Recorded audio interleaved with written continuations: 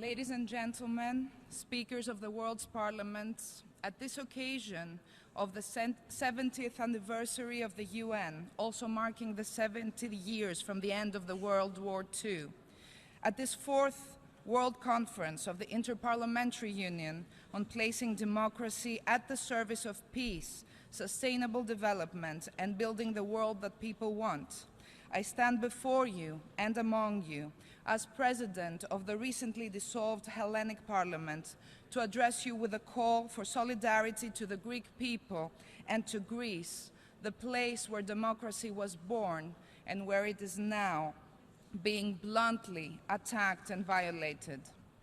Greece and its people have been victimized during the last 5 years by policies purported to provide a sustainable solution to the country's over-indebtment and a way out of the economic crisis.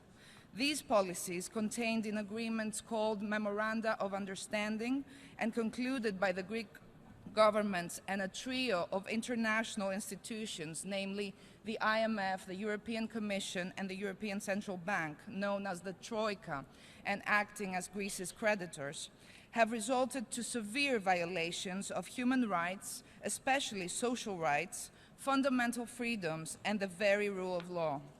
What has been presented as bailout loan agreements has resulted to misery, unemployment at unprecedented rates, 72% among young women and 60% among young men, hundreds of thousands of young people emigrating, an explosion of suicides, the marginalization of the young, the old, the weak, the poor, the immigrants, the refugees, half of the country's children living under the poverty line, a situation amounting to a humanitarian crisis and documented in the UN Independent Experts on Debt and Human Rights reports and public statements, as well as in a series of court decisions and findings.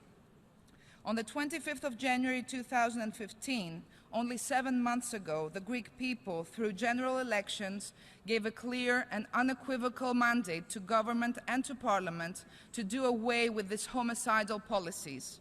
Negotiations started, a special committee of the parliament was formed called the Truth Committee on Public Debt to conduct an audit and a legal assessment of the Greek debt, through which it concluded a preliminary report last June. The report found that the state's sovereign debt is illegal, illegitimate, odious, and unsustainable. It found that the sovereign debt has been concluded through procedures which grossly violate constitutional law, parliamentary procedure, and fundamental human rights and freedoms guaranteed under international law, thereby justifying the denunciation of the debt. It found that creditors had been acting in bad faith, knowingly burdening the country with unsustainable loans to save French, German, and Greek private banks. Despite these findings, Greece's creditors insisted that the people's mandate be neglected. On June 25th, a 48-hour ultimatum was addressed to the Greek government, asking it to accept, contrary to popular mandate, a series of measures dismantling labor law, abolishing social security guarantees and legal protection for over-indebted citizens, while at the same time requiring the sellout of the most precious public assets and public enterprises, but also major ports, airports, and public infrastructure, all to be sold or given away to repay an unsustainable and odious debt. The Hellenic Parliament accepted the government's proposal to hold a referendum on the ultimatum, and the Greek people, through a large majority of 62%, rejected the measures. During the referendum week, international and foreign government officials tried to influence its outcome through statements terrorizing the people, and the referendum was held with the banks closed and capital controls imposed as a result for the ECB's refusal to provide liquidity after the proclamation of the referendum. And yet, democracy prevailed. The people pronounced themselves clearly and said a 62% no to those homicidal measures. What followed is a nightmare for every democratic conscience and a disgrace. the creditors refused to consider the referendum outcome. They insisted, under the threat of provoking a bank failure and a humanitarian disaster, that measures harsher than those rejected be adopted. The government was forced to accept that Parliament legislates on pre-formulated texts of hundreds of pages with no deliberation and at prefixed dates with an emergency procedure and with the bank still closed. This extortion was baptized prerequisites for an agreement, and Parliament was called to abolish laws it had only voted during the previous 4 months and to refrain from any legislative initiative without prior approval by the creditors. An over 100-page law construed in one article was passed on July 15th in less than 24 hours. A 1,000-page law construed in 3 articles was passed on July 22nd in less than 24 hours.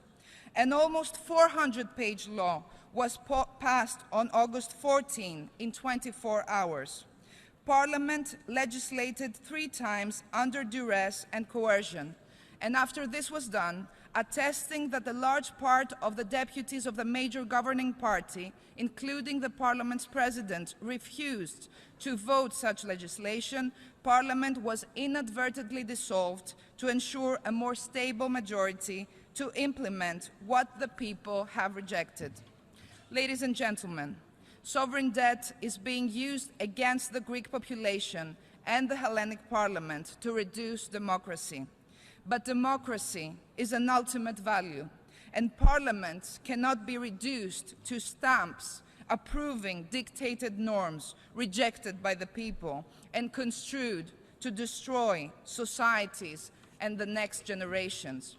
I call upon you, as parliamentarians of the world, to support the claim for democracy and parliamentary sovereignty against debt coercion, and to support the initiatives of the UN General Assembly and the Ad Hoc Committee on Sovereign Debt, as well as the initiatives of the independent expert of the UN on debt and human rights.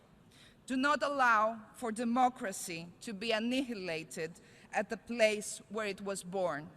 Do not allow that any other parliament be coerced to vote against the people's will and against its deputies' mandate. Do not allow that human rights, human lives, human dignity, and the most valuable UN principles are crushed to serve the banking system. The world that people want cannot be built without the world's people. Thank you. Thank you, Madam Zoe.